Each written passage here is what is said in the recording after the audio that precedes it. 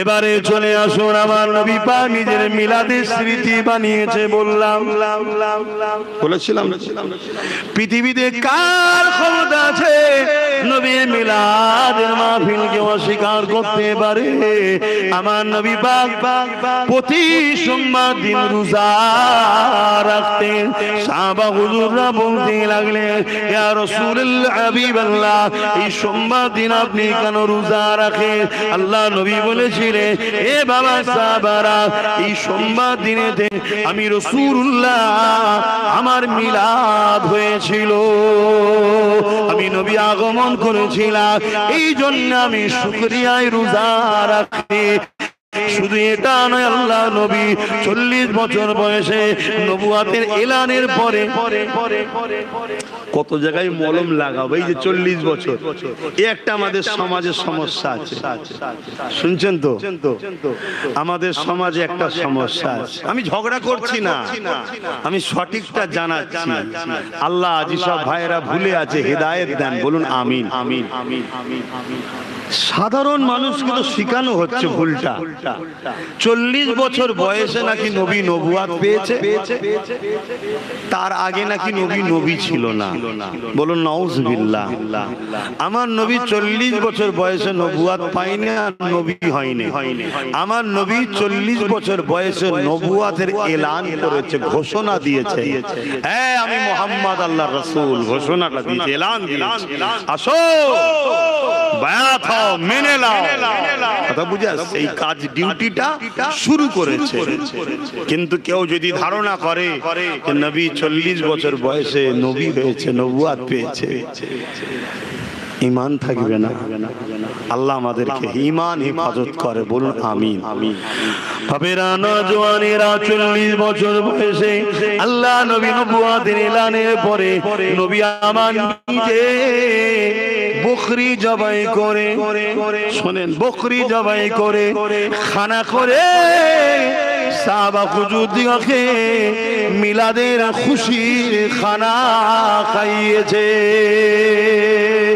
এ যুবকেরা, তরুণেরা, এ নবী পাকের প্রেমিকেরা, সেই নবী এই মাসে এসেছিলেন। এই আমরা আহলুস সুন্নাত ওয়াল জামাতের মানুষেরা সাহাবাদের দেখানো স্টাইলে আমরা এলাকার মানুষ একত্রিত হই, উলামাদেরকে বলি, তিনারা এসে আমার নবী পাকের সুশুবল আলোচনা শোনায়, আমরা নবীর গোলাম গুলো শুনি, বড় আনন্দ খুশি প্রকাশ করে। এই আনন্দ খুশি প্রকাশ যারা করে, আল্লাহ নবী কি জানিয়েছে, ওয়াজাবাত লাহু শাফাতি, আমি নবীর শাফাত তারা পেয়ে যাবে। এ যুবকেরা, কারো ধারণা হতে পারে নবীর শাফাত কি করে পাবে? বলছে এখানে তো অনেক গুনাহগার রয়েছে, অনেক গান শুনে, সিনেমা দেখে, মদ খায়, বদমাইশি করে, অন্যায় করে, এরাও তো ছুটে যায়, এরা কি করে শাফাত পাবে? ইতিহাস কি পড়েন? এই জমিনের উপরে এমন লোক ছিল যারা মদ খেত, শরাব পান করত, আমার আল্লাহ আজ তাকে পরিবর্তন করে দিয়ে জগৎ বিখ্যাত ওলি বানিয়ে দিয়েছে। নাম জিনার বিশার হাফিজ, শুনেছেন তো নাকি? জগৎ বিখ্যাত ওলি হয়ে গেছে।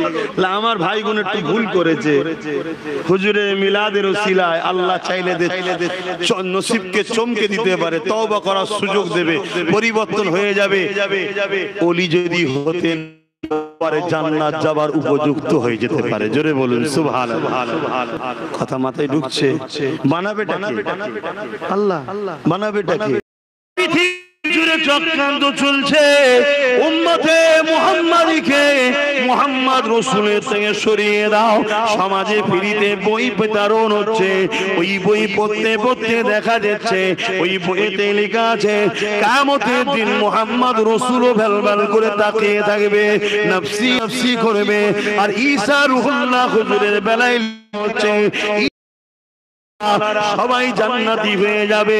তাহলে আমার ঘরে সাধারণ ছেলেটা, প্যান্ট শার্ট পরা দাড়ি চাঁদা ছেলেটা গুনার পূজাটা নিয়ে যখন এই বাংলা বইটা পড়বে, সেই বইতে লেখা আছে মুহাম্মদ রাসূল কিয়ামতের দিনে কিছু করতে পারবে না, তিনি নিজে নফসি নফসি করবে, আর ঈশার মাননেওয়ালারা সব জান্নাতি হবে। আমার ঘরের যুবক ছেলেটা, সেও জানে ঈশা নবী, মুহাম্মদ রাসূল নবী, সে কেন ঈশা নবীর দিকে যাবে না? এটা একটা পরিকল্পনা চলছে, মুসলমানকে খ্রিস্টান বানিয়ে দাও, মুসলমানকে ইহুদি বানিয়ে দাও, মুসলমানকে অন্যদিকে নিয়ে চলে যাও, এটা একটা ষড়যন্ত্র চলতে লেগেছে। তাই বলে দিয়ে যা, শুনে রেখে দাও, কিয়ামতের দিনের বাদশা হলেন মুহাম্মাদুর রাসূল। নবী যাকে ইশারা করবে আমার আল্লাহ তাকে জান্নাতি করে দেবে।